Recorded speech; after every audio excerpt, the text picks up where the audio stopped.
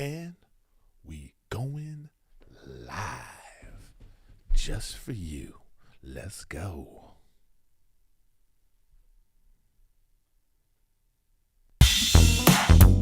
Ladies and gentlemen, welcome back to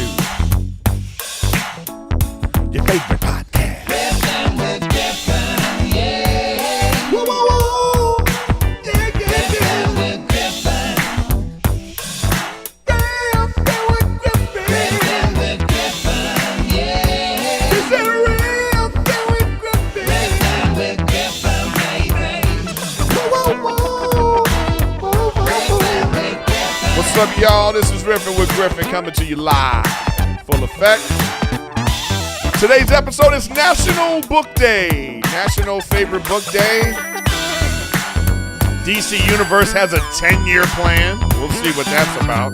Brittney Griner got sentenced to 9 years. And Kevin Durant is acting up again. This is Riffin with Griffin, starring Erik Griffin, and thank you for being here. Riffin with Griffin. Riffin with Griffin, yeah. Whoa, whoa, whoa. Riffin with Griffin, Riffin with Griffin, yeah. Yes, in full effect. This is Riffin with Griffin, starring Erik Griffin. Thanks for being here. And this episode is brought to you by Helix Sleep. Helix Sleep. Helix Sleep is offering up to $200 off all mattress orders and 2 free pillows for our listeners. Go to helixsleep.com/Griffin. With Helix, better sleep starts now.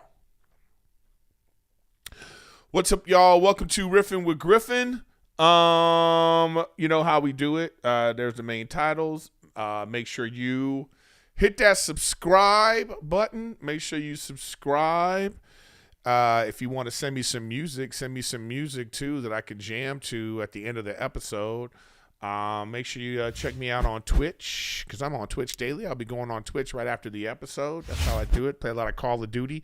Actually, I've been playing Call of Duty, I've been playing Fortnite, and I've been playing Destiny again. So I've added some games to my thing. And if you just want to support the show, I sometimes I put my gaming videos and whatever videos I can, I put up on the Patreon. But you can support me on Patreon if you want to, or you could be a YouTube member right here. You could join, be a member there. You could be a super follower on Twitter if you wanted to, or you could be a subscriber on Twitch. Any which one of those ways that you say you want to support me monthly, helping me out to make the show better and just to help me out for the free content. I would appreciate that. Thank you very much. So, nothing major to report. I believe today is, let me see, what's today? Oh man, this is crazy. You know what today is? Today is my 2-month anniversary. That's actually kind of crazy. I just realized that. 2-month anniversary of the wedding. I think that's so funny. Me and Rachel didn't even we didn't even say that to each other, you know? I'm actually going to FaceTime Rachel right now. Even though you guys won't be able to see her, but you'll be able to hear her, so you can let's see what she has to say. Babe. Yes. I'm on my podcast right now live, and I forgot to say this to you today. Let me put my Rachel thing on the screen. Rachel, you're actually not on screen. Well, actually, I could put you on if I do like this. Hey, there's Rachel, everybody that's watching on YouTube. Oh my God, please stop. But babe, I just wanted to tell you, happy 2-month anniversary.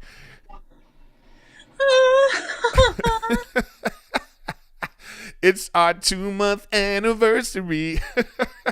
Well, I love you 2 months worth. All right, babe. I love you too. All right.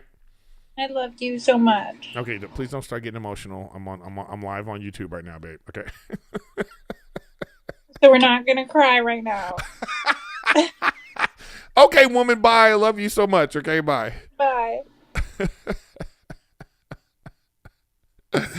Oh man, chick is crazy. So, anyways, and thank you, M. Kells, for the super chat.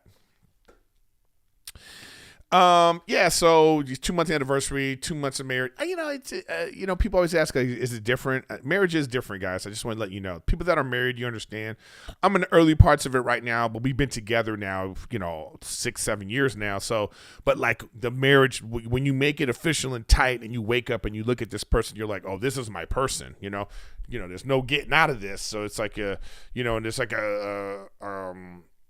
it's like a commitment level that you're like, all right. I'm here. You're with it. You feel, I don't know, you feel more secure. You feel, I don't know. It's actually a good feeling. I'm not just saying that, it's actually a really good feeling, guys. So shout out to all you people out there who are getting married or about to be married or whoever is already married. Yeah. All right. So, man, a bunch of stuff going on today. Today is also National Book Lovers Day or something like that. One of those Book Lovers Day or whatever it is. And I just wanted to, I don't know, I listen to audiobooks. I don't know if you guys listen to audiobooks. Even before that, my 200th episode is coming up. So I need ideas. I need you guys to send some things in the comments. Like if should I have a guest? Which guest should I have? For the 200 episodes, so that's great. Maybe I should have Bobby and Steve on together again for the 200th episode, or I don't know. What do you guys think? Who should I get? Or, what should I do? So think about that. So 200, wow, I can't even believe this. My little podcast has gone 200 episodes. But it's National Book Day. So I have a Audible subscription. I like listening to audiobooks. I actually rarely listen to music now in my car. Even though I have Apple Music and I have Spotify, I listen to a lot of audiobooks, and I'm partial to science fiction, so I love science fiction books. I love fantasy. I love like dragons and magic and witches and vampires. That's my favorite type of books. So on National, whatever you call it day, National Book Day, I just want to give you some of my favorite books. I love the Harry Potter series. The Harry Potter series is great. It starts a little childish, first few books, and then it really starts to get good. Prisoner of Azkaban starts to get a little dark, but then like in part 4, the Goblet of Fire, that's when it really becomes like, oh, this is some real, like, people are dying and stuff. So I think she did a great job, and I love the Harry Potter series, and I love watching the movies. That's a great series. If you want to read a great series of the famous series that have become movies out there, I liked the Harry Potter one. Guilty pleasure, guys. I love Twilight. I'm sorry, but I love Twilight. I love the books. They're very, I love the books. They're very romantic books, actually. It's a very romantic book. And I also love watching the movies. Like, I have this thing where if I start watching a movie, like let's say if I turn Twilight on, next thing you know, I'm watching all of them. That's just what I do. I did it the other day with Star Trek. It's so weird because I got the Paramount Plus app, and then they had the Star Trek series on there. And so I watched the first Star Trek movie. Next thing you know, I'm like 8 movies deep. So that's just something I do, and I really enjoy watching Harry Potter over and over again, and I enjoy watching that. Another good books are Lord of the Rings. Those are actually great books. Hobbit and all those books. Those are great books. But I'm going to give you some books that you may not know about. Like, I'm going to tell you about some good series that I love, okay? So one of them's called The Magician's Apprentice. The Magician's Apprentice. I wonder if I should go to this. It's a novel. Wait, there's actually so many Magician's Apprentices. There's so many Magician Apprentices books. Wait, let me go to my freaking, what do you call it here, so I can tell you guys. Well, yeah, the one I like is by Raymond E. Feist or Feast. I think it's Feist. Raymond Feist. Let me see. Let me look him up. Raymond E. Feist. Yeah, that's his books. Yeah, man. So I'm telling you, these books are. He wrote this first book, I believe, in 1982. Yeah, man. Whew. Yeah, he wrote this first book in 1982, and it's oh man, wow, that's crazy. Yeah, let's see. Mission to Purchase mass market paperback. Oh no, okay. He wrote his first book in 1982, but I believe he created this world called Medikmia, whatever it is, and it's like this Rift War saga, what it's called. And the first book in the series is called The Magician's Apprentice, and it just follows this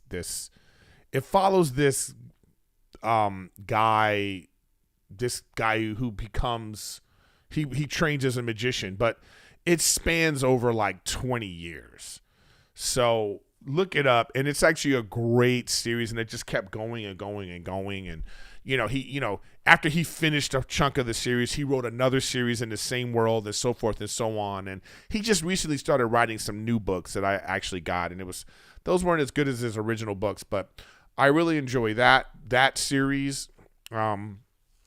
So check that guy out.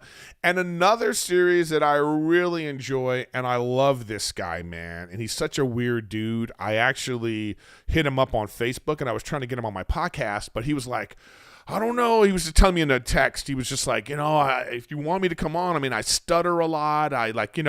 He just was explaining to me that he is a weird communicator. And I thought it was so bizarre for a guy who is so prolific as a writer. His name is Christopher G. Nuttall. Christopher G. Nuttall, man. Let me go to his thing right now. Christopher G. Nuttall, man. This dude, wow. I don't even know what to say. He has so many books, man. He has so many series going on at once. It's hard to even understand how he could keep them all together in his brain. I don't know how he does it, but he has this series called, and I've talked about this before, but I want to talk about it again because I love this guy, and I actually should get him on the podcast regardless. I'm trying to look this up, and it's like, here we go. I'm going to look at like, all right, here he is, author. He has his own website. Perfect. Chris Hanger is what it's called. His official website. The official website of Christopher G. Nuttall is called chrishanger.net. Anyway, he's got a series called The School of Magic. And it's like a 20-book series, man. But it's so in-depth, so intense. I love it. And I love a book with a good heroine. So anyway, the book is about this girl who gets like a demon, a sorcerer from another world, makes a deal with a demon, and he pulls her from Earth, okay? Pulls her into this sort of like Dungeons and Dragons world of this sort of like medieval times place, and she's pulled there, and a sorcerer saves her and then sends her to magic school, okay?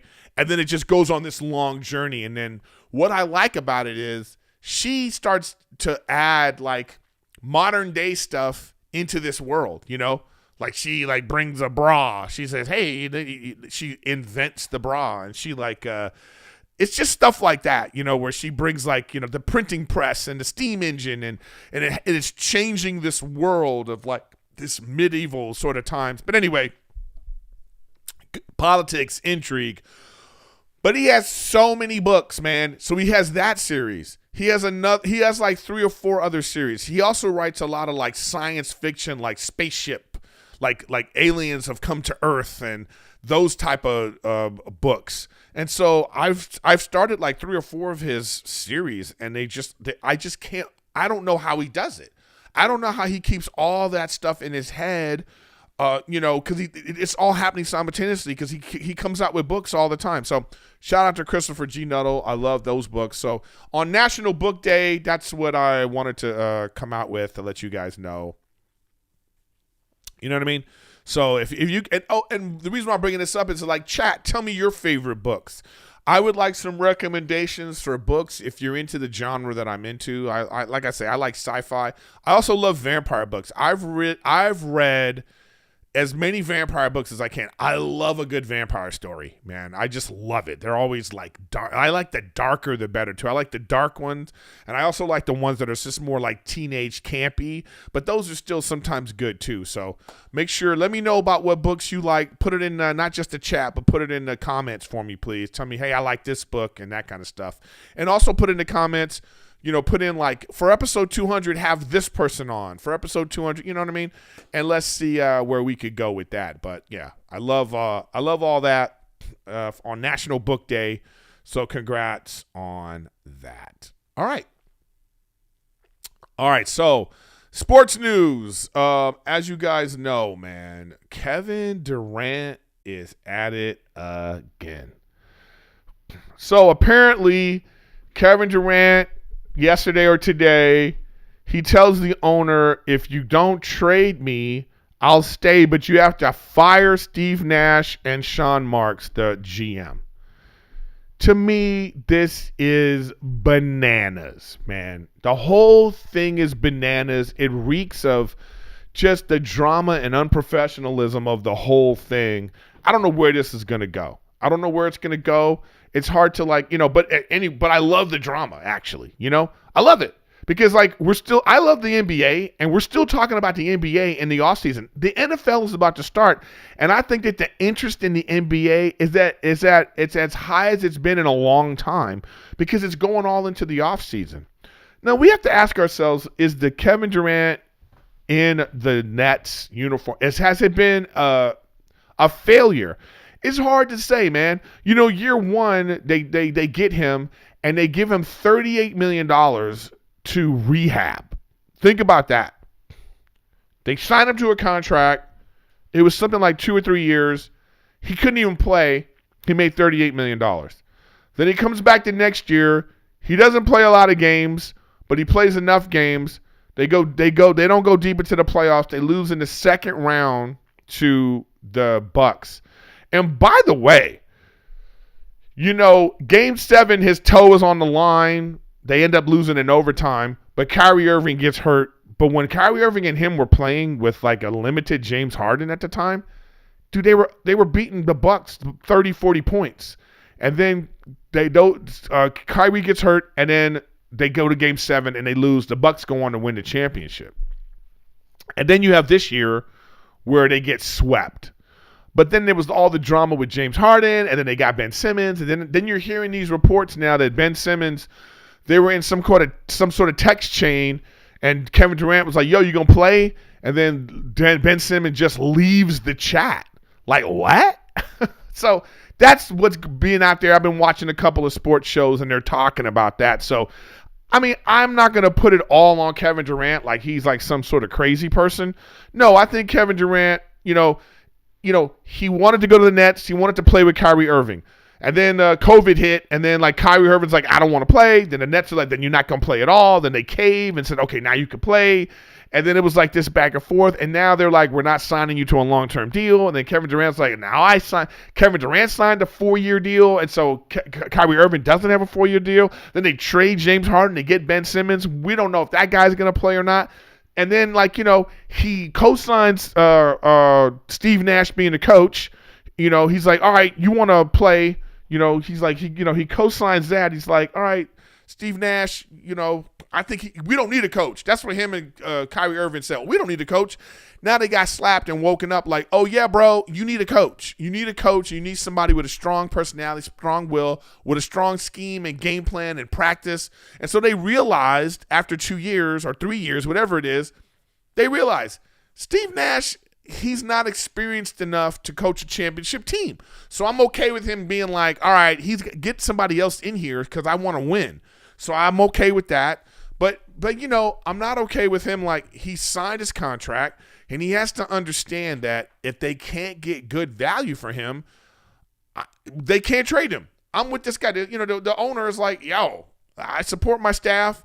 I think Sean Marks made a great team. He built a championship team. I mean, that team could have won the championship if healthy. And even this team with Ben Simmons, Kevin Durant, and Kyrie Irving, I think they'd be favored to win the championship, right? Or at least win the East, right? They'd be favored. So, I mean, I think Sean Marks is doing a great job. So I don't know what the hell is, what he's doing. But I think this is all like, one, I feel like it could be a ploy. All this could be so he could get Kyrie Irving a 4-year deal. So I think that he's like, yo, I'll stay. Fire the coach. Fire the GM. And I think the ultimatum is going to be, just give my boy a contract so we could be here. We could be here for the next 4 years and try to win championships. And so we're done, right? Maybe it's behind the scenes. He's like, why'd you get Ben Simmons? Get rid of that dude, or who knows? But the whole thing's a mess. It's a mess, but like, we'll see what happens. My prediction is start of the season, game 1, Kevin Durant's going to be with the Nets. Unless there is some team that is willing to give up the farm, but then why would he want to go to that team? See, there's a lot of factors. Let's say Kevin Durant's like, I want to trade. Is his main thing, I don't want to play with the Nets, and I want to get out of here at all costs? Well, that's easy to do, probably, okay? But if his main thing is like, I want to win a championship, well, you can't trade him to some team and they give up everything. And then now who's he going to play with? He is 30-something years old, he's coming off ACL surgery and constant injury. So his window to win a championship isn't very large. So obviously he doesn't want to don't just trade me, but make sure I have a championship team I'm going to. So that's a difficult situation. And the Nets are like, well, we want to get equal value. We're not going to trade arguably the greatest player in the game, top 3 for sure. We're not going to trade you away for nothing. We got to get something for you. So that's that situation too. So it's like a really awkward situation. I believe he's going to end up with the Nets. I think they're going to work it out. I think this billionaire owner is going to go to him and be like, all right, I think, one, they're going to fire Steve Nash, and I think they should. He's not experienced enough. I think Steve Nash eventually is going to be a good coach, just like Jason Kidd. In Jason Kidd's first few years, it was rocky. He went from here to there. Then it worked out. Then he finally figured it out after a while. It takes time and experience. So I think Steve Nash needs to go. They'll get somebody in, probably some veteran coach. I don't know. Maybe they'll get Phil Jackson to come out the woodworks. If anybody could deal with personalities, that's Phil Jackson. That's what they should do. They should offer him the farm. Man, come coach these guys. So we'll see what happens. But my prediction is he's with the Nets. I think they cave and maybe give Kyrie a 2-year deal or something. I think that, and they all start that year. If anything, they may try to trade Ben Simmons, but I feel like there's some kind of restriction that they can't. I'm not sure about that. I don't know. I'm not an expert in that stuff. But I think that all 3 guys end up day 1 with a new coach, and then they go for the championships. We'll see. We shall see. But the whole thing seems crazy to me. You know what I mean? It just seems crazy when you look at these, he has this face-to-face meeting with the owner, and he reiterated his trade request and informed the owner that he needs to choose between him or the pairing of general manager and Sean Marks and coach Steve Nash. So it's like, he's trying to strong arm. And it's like, Durant's like, I'm not getting what I want. I want out of here, and I want to go to a championship. All right, I can see that can't happen. So if you want me to stay, I need you to do this. Get rid of that guy and that guy. It's sort of like a consolation. Kind of like, he's just swinging his dick around. You know what I mean? Like, all right, you want me to stay? Well, do this. And so now you got this billionaire you got a millionaire fighting with a billionaire. And we'll see who wins that battle, You know what I mean? So I hope it doesn't. I'm okay with the drama now. I'm okay with this drama, but I don't want it to carry over into the season. Like, I wouldn't want there to be a stalemate where Kevin Durant is like, I'm not going to play. I don't think he's going to do that. At this point, though, what does he have to lose? He already looks bad enough for everything else, right? He already is the villain. He's already accepted that. I'm a villain, whatever. You call me soft for going to Golden State, fine. I want to leave here now. Whatever you guys are going to say, you're going to say. I got my 2 championships, whatever. So at this point, if he's like, you know what, I'm going to sit out. What if he sits out? I don't know. I mean, it's still like, that sucks for the Nets to be like, well, now we have to trade him for what, nothing? So I don't know.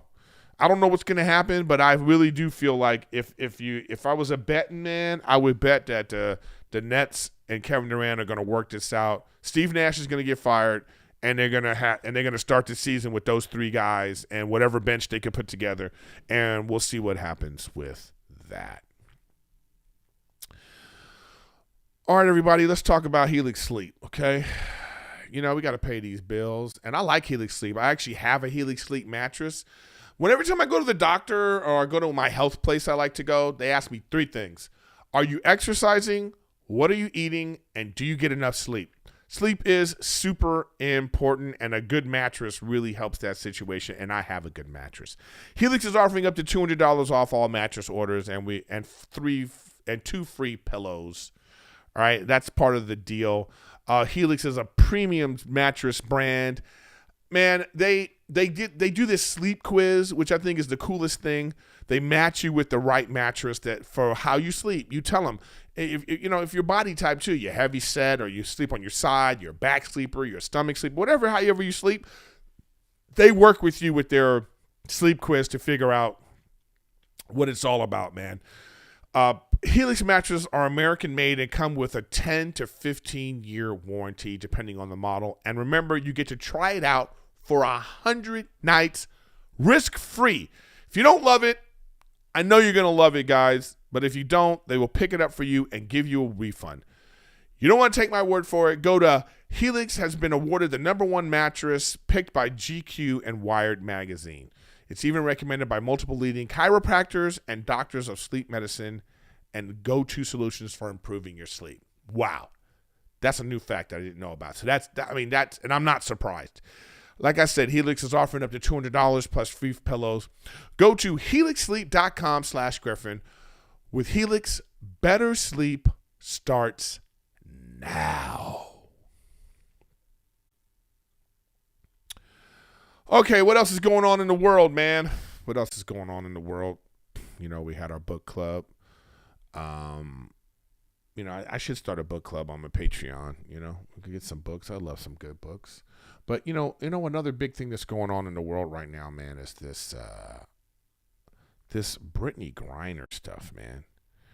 So I don't know if you guys know Brittney Griner, the WNBA basketball player. She was stopped first of all, she's lived in Russia now for like 8 years or something, or played for the Russian not national team, but she's played in Russia basketball because that's where female athletes can make more money in overseas. They're more appreciated overseas than they are here, right? So she, she was detained in the Moscow airport because she had possession of a vape cartridge containing less than a gram of cannabis oil. So she probably vapes, and she has one of these like pens, and she probably had one of the little things, and she had it in there, and she claims that she forgot about it. Totally understandable, because if you vape regularly, you're probably, you got those things all over the place.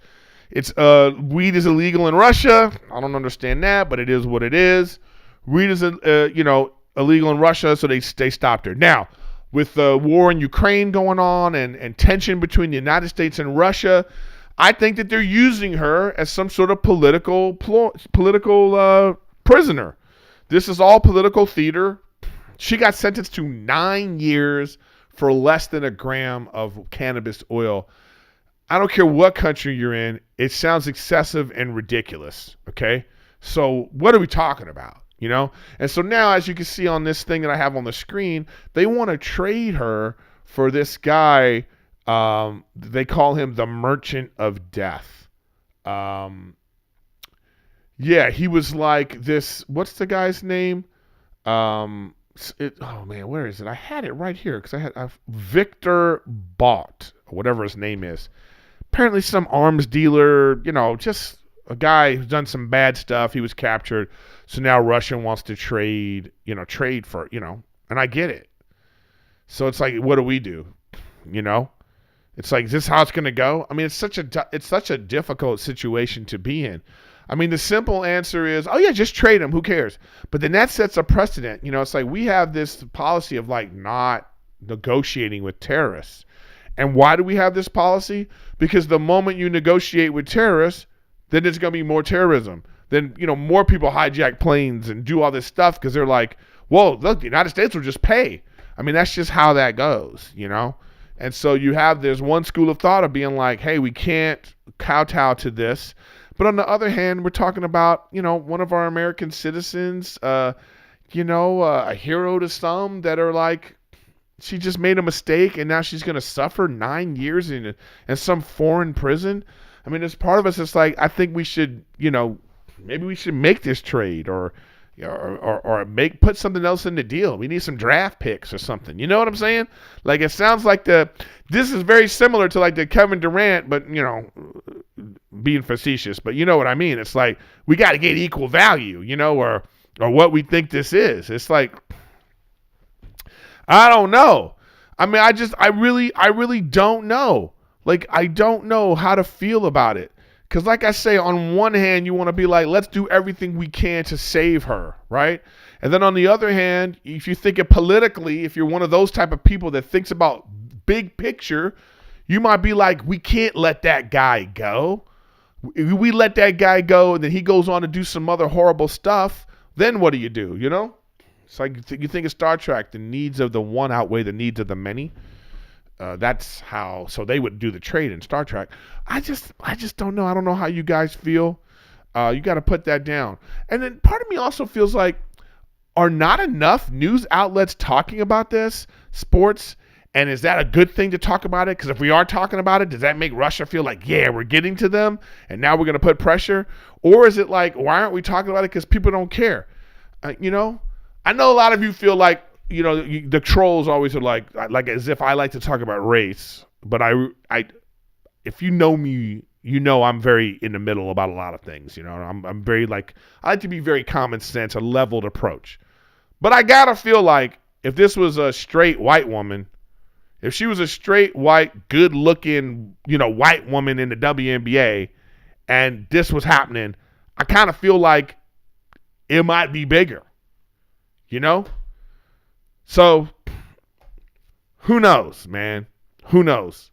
Who knows what people feel about this? I don't know what your thoughts are. If you guys are listening right now, if you're listening and watching, you might have some thoughts about it. You don't got to comment on what I think. I'm asking you, what are your thoughts? Like I said, there's the big political picture you might want to think about if you're that type of person thinking down the road. Or you could be someone that is just, the human experience, the human side of it is that, damn, she suffered enough for less than a gram. Bring her back, There's also the side of it of like, what I'm saying is like, are we not talking about this enough? Is it a racial element? Or is it just that, hey, maybe we don't need to let them know this bugs us? So we just kind of like, hey, let's secretly, I don't think that they should have released the information about who they wanted to release and all that stuff. I think they could have just done that on the sly and not let us worry about it. But once you put it out there, now, we as American people have to sit here and be like, all right, do we want to do this? I don't know. I'm sure there's people out there who think like that. Like, nah, man, we're not letting this, person that caused death and destruction for one basketball player. There could be people that feel like that. How do I feel about it after saying all this stuff about it? I think we got to get her back at all costs. Let's just get her back. Let's get her back. Show, that we care about our people no matter who they are, and just get her back. They should just inject him with something. You know what I mean? Maybe something like, look at me like this was a movie. If it were a movie, that's how I would do it. The movie plot would be, I would inject him with some sort of like poison that takes a long time to, you know what I mean?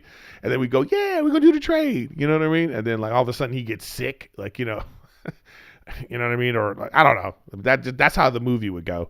But it is what it is. I mean, we already got people over there that are going to war and oligarchs and all that kind of stuff. So, get this guy out of our hair. You send him away. Go deal with him. What's he doing?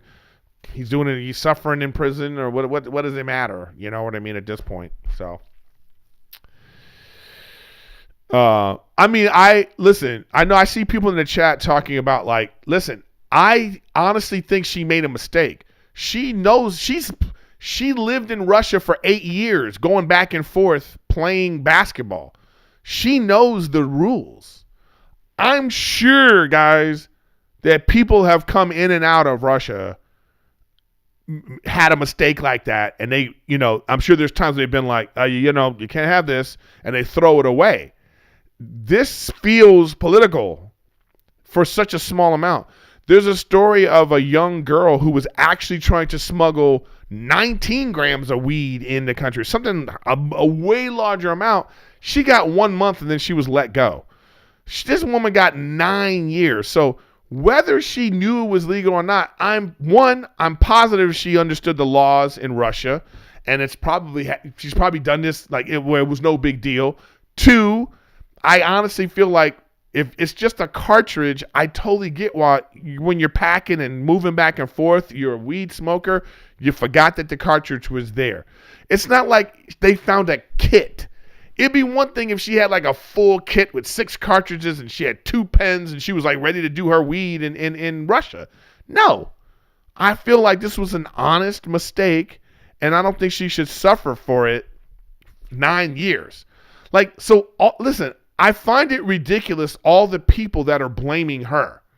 Like, all the people that are blaming her as if like, oh, you should know better. It's like I said, if she had a suitcase, you know what I mean? Like I'm saying, even if it was like a full-on pen with everything with it, and she was trying to get that in, then yeah, you're like, what you doing? You should know better. But this was clearly a mistake. It obviously was a mistake. You know what I mean? So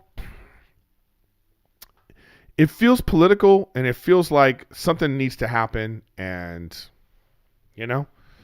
that's how I feel about it. And I hope that I feel for her and her family, and let's hope that, this is somehow resolved and where everybody can feel, and we also have to remember that, not everywhere is the United States. Yes, we feel like we have the best system and democracy and freedoms and, our justice system and our due process. It feels fair. Our system feels fair and just.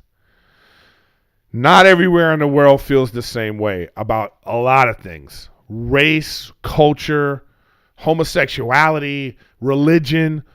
Other places in the world have a completely different idea about what is right and wrong. And we have to remember that when we leave the United States, we're not traveling in the United States anymore, and we have to abide by the rules of the land, whether we agree with them or not.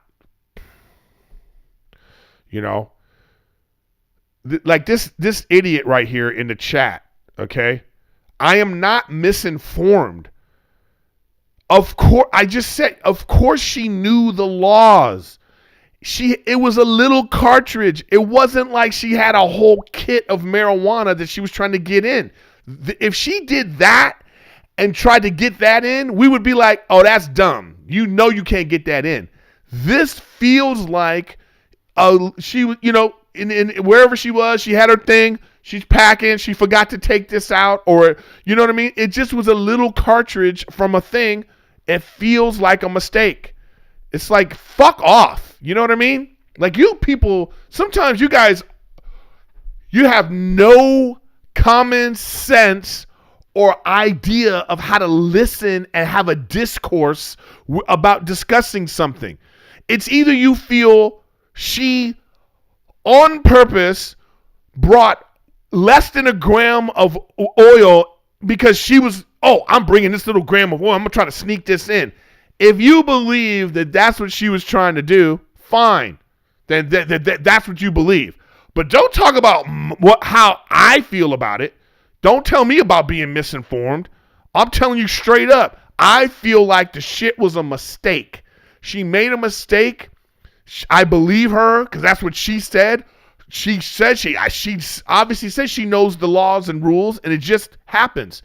With all that's going on in the world politically, if you think 9 years is fair for this, look at my face. You're an idiot, okay? And your intention by saying that makes me feel something about you. Anyways, idiots. All right, let's go to some other news, more lighthearted stuff. Look at this. Warner Brothers Discovery. So, the DC universe is trying to they had this news about,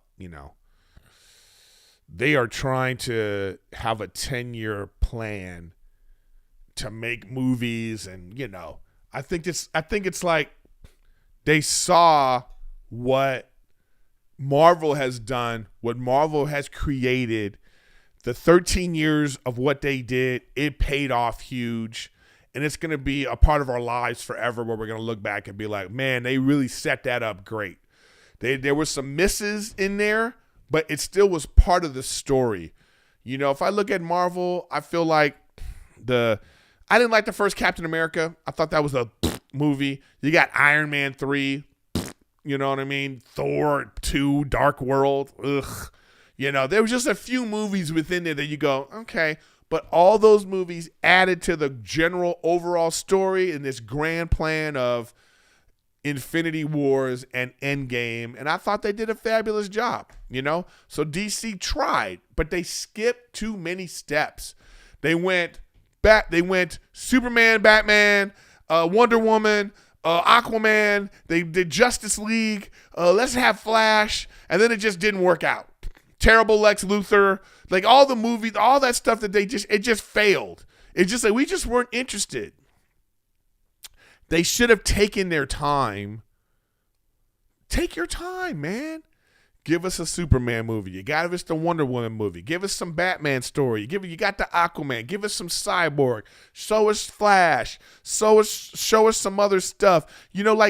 Build it up. We'll wait. We waited 13 years for Marvel. We'll wait fucking 10, 13 years for this too. We just want it to be good. It's hard. This is a hard thing to do, is to make a movie franchise work. It's, you know what I mean? So we know how hard it is.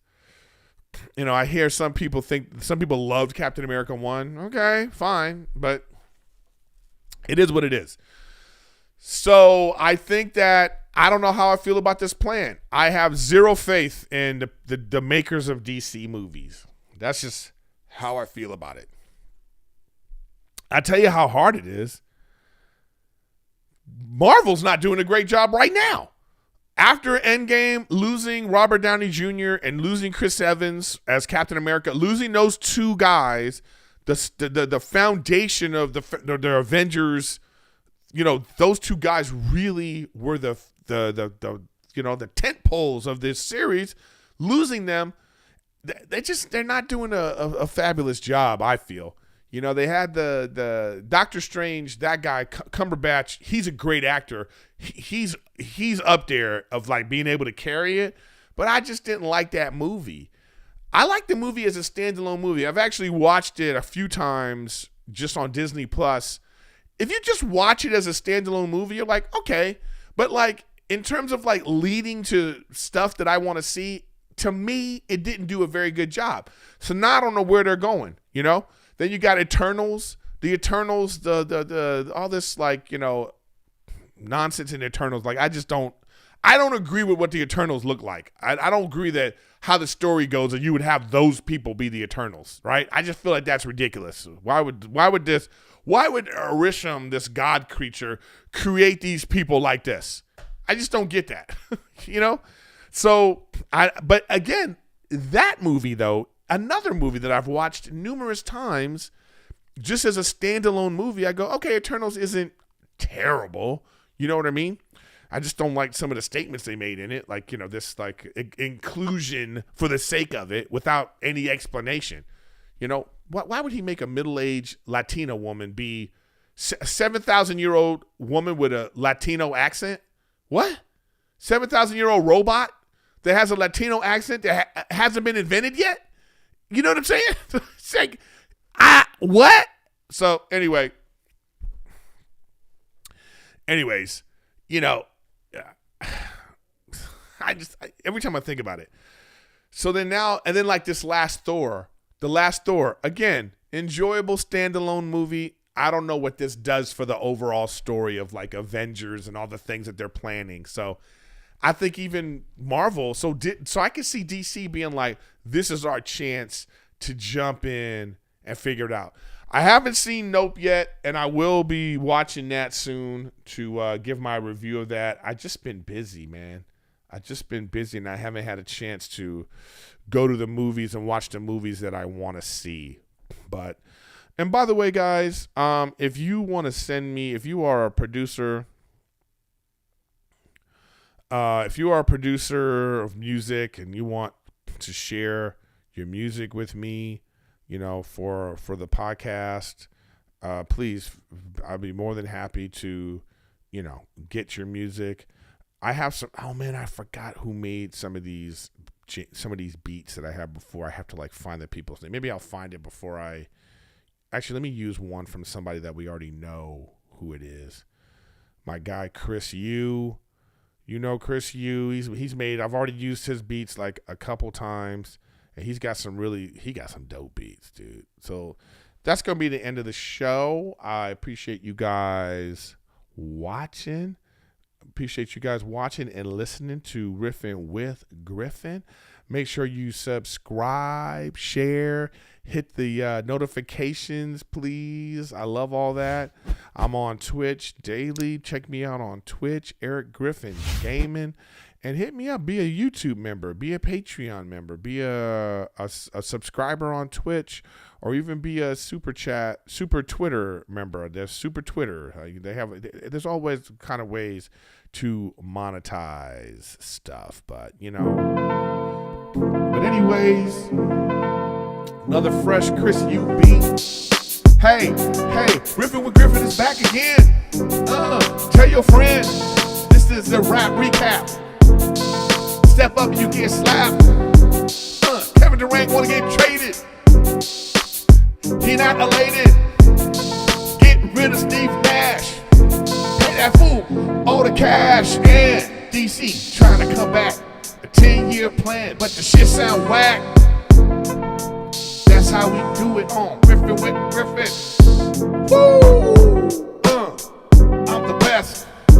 Better than all the rest. I say it with my chest. The boy got blessed. Book club.